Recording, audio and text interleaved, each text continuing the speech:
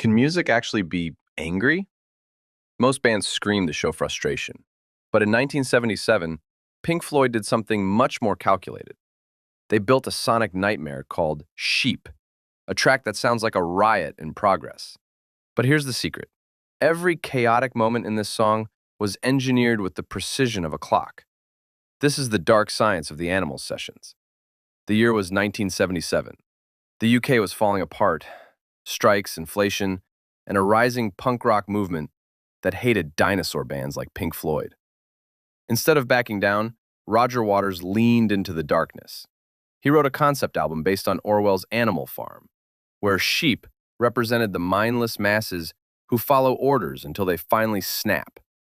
To capture that feeling, the band had to move away from the spacey sounds of the past and create something jagged, metallic, and aggressive. The song begins with a deceptively quiet Fender Rhodes piano intro played by Richard Wright. It sounds peaceful, like a meadow. But listen closer. Underneath the piano, there are real recordings of sheep bleating. The band used these natural sounds, but processed them to sound slightly off, as if the animals were nervous. This creates an immediate sense of unconscious dread. You're being lured into a trap, and the music is the bait. One of the most iconic parts of Sheep is the voice of the machine. In the middle of the track, the music drops into a cold, mechanical pulse. You hear a voice reading a twisted version of Psalm 23. It's not a synthesizer speaking, it's Roger Waters reading into a vocoder, a device that cross-synthesizes a human voice with an instrument. He changed the words from "The Lord is my shepherd" to a terrifying version where the shepherd maketh me to hang on high hooks. It was meant to represent the way authority figures twist truth to keep the sheep in line.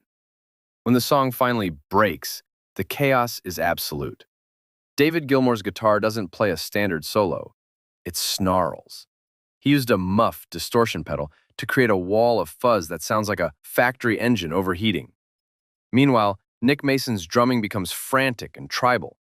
Even though it sounds like the band is losing control, they are actually playing in perfect, locked synchronization. This controlled chaos is what makes the song so heavy.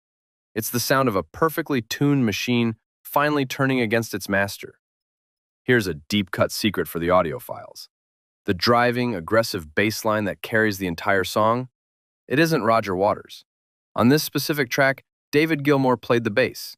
He wanted a sharper pick-style sound that he felt he could execute with more aggression. It's one of the few moments where the lead guitarist provided the literal heartbeat of the rebellion, creating that relentless, galloping rhythm that makes you feel like you're running for your life. As the song reaches its climax, the sheep have finally revolted. The music shifts into a triumphant, major-key guitar riff. The danger is gone, but the world has changed. Pink Floyd proved that you don't need to be a punk band to be dangerous. You just need a plan. Chaos on the surface, absolute control underneath. Proof that Pink Floyd didn't just play music, they staged a revolution in your ears.